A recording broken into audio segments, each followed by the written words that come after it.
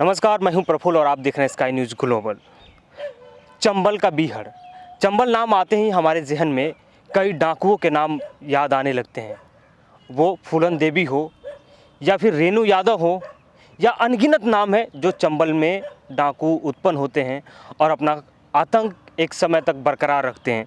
उसी चंबल की घाटी में, उसी चंबल में जहाँ पे हम जाने से थर्राते हैं, जहाँ जाने से पहले हमारे जहन में कई तरह के ख्याल उत्पन्न होने लगते हैं, उसी चंबल में एक व्यक्ति हर रोज़ साइकिल से गांव-गांव घूमता है, लोगों को जागरूक करता है और उस बीहड़ में दबे गुमनाम स्वतंत्रता सेनानियों की तलाश करता है। आज हमारे साथ वो शख्स मौजूद हैं। हम बातचीत करेंगे कि बीहड़ में क्या बदला है, बीहड़ में हर रोज़ साइकिल चलाने का मकसद क्या है, साहित्य फेस्टिवल कराने का मकसद क्या है, खेल को बढ़ावा देने का मकसद क्या है। ये तमाम तरह के पहलू हैं और चंबल की अभी सामाजिक हालत क्या है। शाह आलम नाम है और जो किसी परिचय के मोहताज नहीं है। आप दैनिक जागरण के पेपर उठाकर देखेंगे तो इनका नाम उनमें सुर्खियों में मिल जाएगा। हिंदुस्तान के तमाम अखबार जो हैं इनके बारे में स्टोरी किया है। तो खैर आज हम आपको इनसे बातचीत करेंगे और इनकी ज़ुबानी चंबल की कहानी सुनवाएंगे। शाह आलम साहब, आपका बहुत बहुत शुक्रिया, स्वागत है हमारे इस चैनल पे।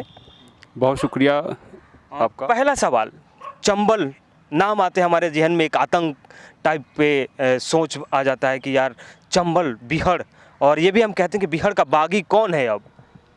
दरअसल चंबल नदी जो है, जो मध्य प्रदेश से आती है, इंदौर के जानापाव के आगे से, और जहाँ हमारा भी कर्मभूमि है, 5 नदियों का संगम, वहाँ के ख़त्म हो जाती है।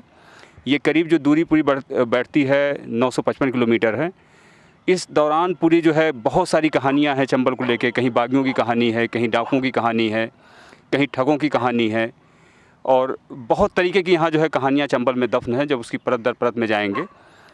और सबसे महत्वपूर्ण ये है कि चंबल घाटी जो मुझे बहुत ज़्यादा आकर्षित करती रही है, तो मुंबईया सिनेमा ने उसका एक ही पहलू दिखाया कि चंबल में जो है बागी रहे हैं, डाकू रहे हैं। दरअसल वहाँ के जो है बगावत की बहुत पुरानी परंपरा रही है, 1000 साल पुरानी परंपरा रही है, लेकिन उन्होंने सबके खिलाफ बगावत किया है, चाहे वो, और सबसे ज़्यादा लोग सेना में रहे हैं, चाहे वो मुगलों। मुझे एक चीज़ याद आ गई, आगे की कहानी आप बताइएगा, लेकिन एक चीज़ आपको बता दें कि वहाँ पे शूटिंग चैंपियनशिप का आयोजन होने वाला है 16 और 17 जुलाई को, इसी महीने। तो वो उसके बारे में पहले थोड़ा सा बता दीजिए ताकि लोग पहले उस चीज़ से आगाह हो जाएं और जानकारी उनको मिल जाए कि चैंपियन शूट जो करा रहे हैं आप बीहड़ में। ऑलरेडी वहाँ पे कहते हैं कि डाकुओं के निशाने की तो खैर बात ही अलग होती है, निराली। दरअसल चंबल और बंदूक लोग एक दूसरे को जोड़ के देखते रहे हैं, और अभी जो राष्ट्रीय स्तर की चंबल शूटिंग प्रतियोगिता हो रही है, वो आज़ादी का जो है 75 साल हो रहा है, तो जो कमांडेंट इन चीफ गेदालाल दीक्षित रहे हैं उनकी याद में हो रही है। कमांडेंट इन चीफ गेदालाल दीक्षित ने जो है उन्होंने देश का अपने दौर का सबसे बड़ा गुप्त क्रांतिकारी दल बनाया था, जिसमें 9 क्रांतिकारी थे, 1 पत्रकार थे, और 30 चंबल के बागियों ने मिल के जो है वो संगठन बनाया था। गुप्त क्रांतिकारी दल था। धीरे धीरे उन्होंने अपना विस्तार किया और 6 देशों से कनेक्शन करने के बाद 15,000 की सेना बना ली थी। इस जो शूटिंग चैंपियनशिप है उसके चीफ गेस्ट कौन है और कैसे मैनेज आप लोग कर रहे हैं, क्या क्या चीज़ें? बहुत सारी राइफलें हैं हमारे, जो हमने कार्यक्रम का जिनको संयोजक बनाया है राहुल तोमर, वो इंटरनेशनल शूटिंग प्लेयर हैं। और इसके अलावा जो मेहमान आ रही हैं वो रचना गोविल हैं, जिनको जो अर्जुन अवार्डी हैं और स्पोर्ट अथॉरिटी ऑफ इंडिया की एग्जीक्यूटिव डायरेक्टर रही हैं। तो शूटिंग से संबंधित है तो उनको चीफ गेस्ट बनाया गया है। और ये जो 5 नदियों का संगम है, विशाल जलधारा है, उसके बगल जो है रेत के मैदान हैं जो चांदी तरह चमकते हैं, तो उसी में जो है ये आयोजन हो रहा है। और उसमें करीब हमारे पास तो बहुत सारे क्वारी आ रहे हैं कि हम आना चाह रहे हैं, लेकिन अभी हम लोग जो है 50 शूटर को ही, निशानेबाजों को वहाँ हम लोग जो है आमंत्रित कर रहे हैं, जहाँ वो सोने चांदी और तांबे पे अपना जो है उसके लिए निशाना लगाएंगे। खैर बीहड़ में है और थोड़ा सा बीहड़ के सौंदर्य का मज़ा ना ले तो ये भी सही नहीं है, मुनासिब नहीं है। तो थोड़ा हम लोग खड़ा होते हैं और बातचीत करते हैं, घूमते फिरते हैं।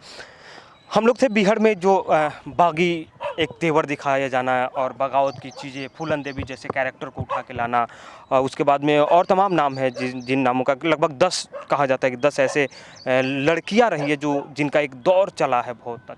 अब क्या है वहाँ पे? सबसे महत्वपूर्ण नाम जो महिलाओं में रहा है वो पुतली बाई का नाम रहा है, और पुतली बाई पे करीब 72 में फीचर फिल्म भी बनी, और मेरे पास पुतली बाई की पूरी फाइल है।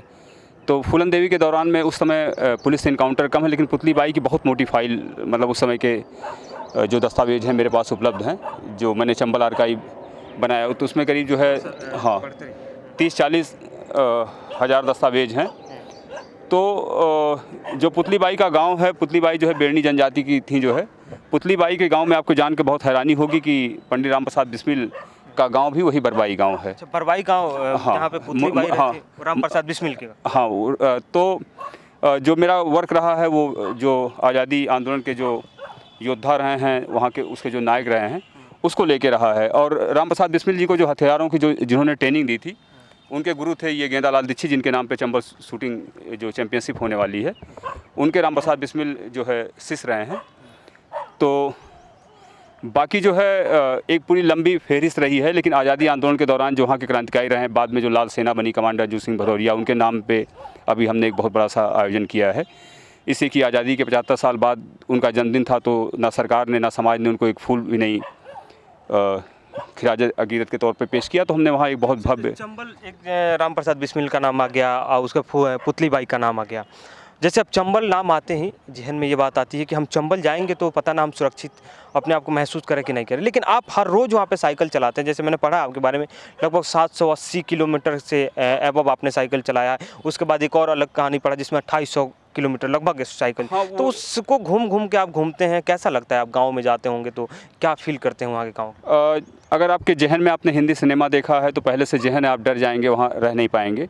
इसी की वहाँ का भाषा थोड़ा सा जो है वो दूसरी भाषा है वहाँ की, मतलब जो है औरैया, इटावा, जालौन, भिंड, मुरैना, धौलपुर का जो इलाका है, तो भाषा में भी ज़बान में भी थोड़ा सा डिफरेंस है। तो जिनके जहन में पहले से जो पूर्वाग्रह है चंबल के प्रति, वो डर जाएंगे। लेकिन मैंने एक झटके में जो है मई, जून, जुलाई का पूरा गर्मी, पूरा बरसात जो है, करीब 2800 किलोमीटर साइकिल चला के उसको डॉक्यूमेंट किया। अभी भी मैं लोगों के घरों में जाता हूँ, तो मेरे साथ तो कभी उस तरीके की चीज़ें कभी नहीं हुई, और इसलिए मैंने जो है बहुत सारी चीज़ों से अपने आप को समेट के, और जो 10वीं सरगना जो सलीम गुर्जर रहे हैं, उनका गांव है बेलोड़, जो 3 जिलों की सीमा है, औरैया, इटावा और जालौन की। बगल ही भिंड शुरू हो जाता, थोड़ी दूर पे 6 किलोमीटर दूर जो है और औरैया ज़िला, 4-5 ज़िले मिल जाते हैं। तो 10वीं सरगना जो सलीम गुर्जर का गांव है, वहाँ भी मैं जो है काम कर रहा हूँ। और बाकी जैसे क्रिकेट लीग के मार्फत जो है बहुत सारे नौजवानों को जोड़ा हमने, अलग अलग गाँव के नौजवानों को। वहाँ पलायन बहुत ज़्यादा है चंबल में, वहाँ काम नहीं था, जो बागियों की वजह से लोगों ने पलायन किया। तो गांव-गांव से जब हमने क्रिकेट मैच किया तो पता चला कि कोई बाहर नौकरी कर रहा है, कोई पुताई का काम कर रहा है, कोई सेना में है। वहाँ के लोग सेना में बहुत हैं, चाहे अंग्रेज़ों की सेना रही हो, चाहे अभी भारतीय सेना जो है, सबसे ज़्यादा वहाँ है। और हमारा एक प्रस्ताव था 2010 में कि चंबल के नाम पे चंबल रेजिमेंट बनाया जाए भारतीय सेना के अंदर। तो उसकी संसद की रक्षा कमेटी, जिसके सतपाल महाराज जिसको चेयर कर रहे थे, वो मंजूर कर दिया है, उस पर मोहर लगा दी है, लेकिन अभी वो लागू नहीं हुआ है। एक और हेडलाइन में देख रहा था कि चंबल के युवाओं को कैसे देश के प्रति या देश की जो अन्य सेवाएं हैं उसमें शामिल किया जाए। तो एक पहल शुरू हुई कि जहाँ पे चंबल में लोग काम करने से थोड़ा सा बहुत बैकवर्ड एरिया है एजुकेशनली देखे तो, क्योंकि एक अलग ही वहाँ की स्टोरी है। तो अब क्या युवाओं में कुछ चेतना जो जागृत हुई है? क्या युवा, जैसे आप बोल रहे हैं कि आर्मी में ज़्यादा हैं, तो आर्मी के अलावा भी और क्या सोचते हैं, क्या करते हैं? दरअसल चंबल अब जो है बदलाव कर रहा है, पूरी दुनिया के साथ जो है वो धीरे धीरे जो है कदम ताल कर रहा है। पहले था कि बहुत सारे स्कूल कॉलेज जो थे, बागियों के खौफ की वजह से टीचर नहीं जाते थे, लेकिन अब बागियों का दौर ख़त्म हो गया है। हाँ, हालांकि कभी कभी जो है छोटे मोटे जो है फुटकर जो है चिड़ीमार टाइप जो है कुछ आ जाते हैं जो क्राइम करने वाले हैं, लेकिन अभी जो है बीहड़ बदल रहा है। बीहड़ से बहुत सारी जो है अच्छी कहानियाँ भी आ रही हैं, उसको मैं डॉक्यूमेंट कर रहा हूँ। और उसके अलावा जो है चंबल में साहित्य उत्सव एक बदलाव की दिशा में 3 साल हुआ। फिर चंबल इंटरनेशनल फिल्म फेस्टिवल को डेवलप किया कि चंबल में एक फिल्म सिटी भी बन सकती है। और हमारा एक आइडिया था सरकार के पास, हमने उसको प्रस्ताव भी दिया है कि अपने देश में 2 फिल्म संस्थान है, एक पूरब में है, एक पश्चिम में, एक पुणे में है, एक कलकत्ता में है। और 81 इटावा के रहने वाले थे, हमारे पास ज़मीन है। अगर उनके नाम पे एक भारत सरकार फिल्म इंस्टीट्यूट बनाती है तो मध्य भारत को भी जोड़ने वाला एक बड़ा फिल्म संस्थान होगा। और जैसा एक दौर रहा है कि चंबल में हर चौथी फिल्म में एक दौर में, चाहे उसकी कहानी रही हो, चाहे उसकी पृष्ठभूमि रही हो, चाहे उसकी ज़मीन रही हो, फिल्में बनी हैं। तो चंबल में जो है आपको जान के हैरानी होगी कि वहाँ जो है पूरी दुनिया भर के जो है घड़ियाल जो है 80% जो है घड़ियाल चंबल नदी में हैं। जबकि दुनिया में इतने बड़े बड़े नदियाँ हैं, समुद्र हैं। इसके अलावा हमारे यहाँ जो है 8 किस्म की दुर्लभ कछुए हैं। कई मूवीज बनी है, फिल्म बनी है, आप भी बता रहे बैंडेड क्वीन जो अभी हाल फिलहाल में भी कुछ साल हुए। उसके बाद सोन चिड़ैया एक मूवी बनी जिसमें भी उसमें सुशांत सिंह राजपूत होते हैं, मनोज बाजपेयी जैसे होते हैं, वो तमाम वही कहानी दिखाई जा रही है। एक ठाकुरों का दबदबा दिखाया जाता है कि ठाकुरों के वर्चस्व की वजह से जो भी आप लोअर क्लास कह सकते हैं, जैसे फूलन देवी आती है या पुतली बाई आती हैं या फिर यादव भी आते हैं, ओबीसी के सम भी लोग उसमें डाकू में आते हैं। तो क्या अभी भी ठाकुर ये सब चीज़ें वहाँ पे मौजूद हैं, या ये एक जो इक्वलिटी की बात करें जैसे कॉन्स्टिट्यूशन ने दिया वो चीज़ें अब हो गई है वहाँ पे बराबर? नहीं, अलग अलग जातियों के भी बागी रहे हैं। और जाहिर सी बात है, जब 1972 में, इस साल जो है, जो 1972 में सबसे बड़ा चंबल में जो है आत्मसमर्पण हुआ था, उसमें मेरी किताब भी है, बंदूकों का पतझड़। करीब 511 बागियों ने जो है आत्मसमर्पण किया था। तो जाहिर सी बात है कि 511 बहुत बड़ी तादाद है। उसका 50 साल आज पूरा हो रहा है। जेपी ने जिसको जो है 14 अप्रैल और 16 अप्रैल 1972 में कराया था जौरा मुरैना में। तो उसमें हमने मोहर सिंह से भी बातचीत की। उसके अलावा भी जो है बहुत सारे आत्मसमर्पित बागी हैं, चाहे रमेश सिकरवार हैं, चाहे बलवंत सिंह तोमर हैं, सीमा परिहार हैं। तो उन गैंगों में भी अलग अलग जातियों के लोग रहे हैं। मतलब मैं जिस गांव में काम कर रहा हूं, दस्यू सरगना सलीम गुर्जर के गांव में, उसमें भी तमाम जातियों के लोग रहे हैं। ऐसा नहीं है कि मतलब जो है सिर्फ बस ये है कि जो मुखिया का नाम होता है, जैसे मोहर सिंह है तो नाम जो खुला है तो उनकी जाति से लोग कयास लगाते हैं। ये भी पढ़ा कि आपके भी परदादा स्वतंत्रता संग्राम सेनानी रहे हैं, 1857 की क्रांति में उन्होंने पार्टिसिपेट किया था। तो उन गुमनाम जो इतिहास में कहीं न दबे हुए हैं, भूले बिसरे चित्रों को आप एकत्रित करते हैं, कितने लोगों को अभी तक ढूंढ पाए हैं? कौन कौन वो लोग हैं, थोड़ा सा कुछ? हमारे पास दरअसल जो है कोई टीम नहीं है, और हमने ना कभी किसी कंपनी से या कॉरपोरेट से या कभी सरकार से कोई मदद भी नहीं ली है। अपने निजी स्तर पे जो अपने 2-4 मित्र हैं उनके सहयोग से यूपी का पहला फिल्म फेस्टिवल हमने डेवलप किया, जो अयोध्या फिल्म फेस्टिवल होता है, अशफाक बिस्मिल की याद में होता है। उसके अलावा जो है Chauri Chaura international film festival हमने किया, जो अयोध्या फिल्म फेस्टिवल तो 16 सालों से हो रहा है, चौरी चौरा जो है 8 सालों से हो रहा है। फिर Chambal international film festival develop किया। इस तरीके से फिल्मों के मार्फत जो वो दस्तावेज हैं वो लोगों के सामने लाते हैं, और उसको उनकी जो दस्तावेजें हैं उसका एग्जीबिशन करते हैं। उसको कुछ डॉक्यूमेंट्री फार्मेट में, फिल्म फार्मेट में, विजुअल फार्मेट में जो है लोगों को दिखाते हैं, नौजवानों से संवाद करते हैं कि नौजवान उसको समझ पाएँ। बाकी जो है हमारे परिवार का जो ताल्लुक़ रहा है, इस देश में एक बहुत बड़ी घटना हुई थी, महुआ डाबर एक्शन। तो महुआ डाबर एक्शन में 6 सेना के, अंग्रेज़ सेना के अफसरों को मार दिया गया था, जो है जिसमें हमारी जो है 8वीं पीढ़ी चल रही है। उसमें हमारे बाबा ने उसका जो है नेतृत्व किया था, क्रांतिवीर पिरई खां ने।